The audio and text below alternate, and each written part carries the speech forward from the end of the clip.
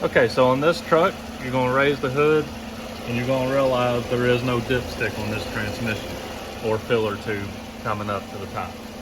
So this means that we have to check it from the bottom. Okay, so up underneath of the truck, you can see this is a 6-speed automatic transmission, and Cody is going to show us how to check that fluid. So the first thing you need is the engine running and transmission up to operating temperature.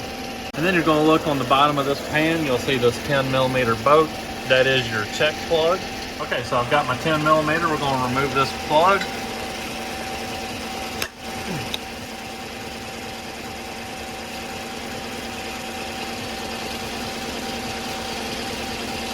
You see we got fluid coming out. Okay, so we're going to let this drain out a little bit.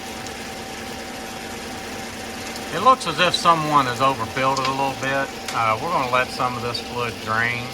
We have this truck perfectly level, and there shouldn't be but just a little bit of fluid coming out of that. It's not going to hurt anything if it's maybe a half pint over full, but at this point we don't know how over full it is. So if you're going to add fluid to your transmission, there is a heat shield on the passenger side. You'll have to remove the two 10mm bolts.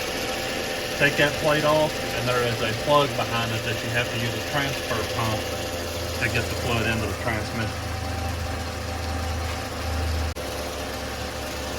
That's where you want it, just like that. You see how it slowed down to trickle.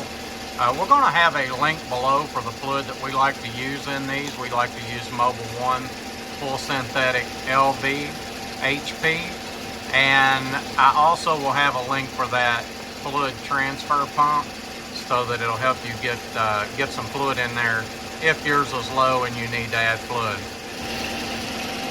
Guys, thanks for watching. This is Cold Man's Auto. Please like and please subscribe.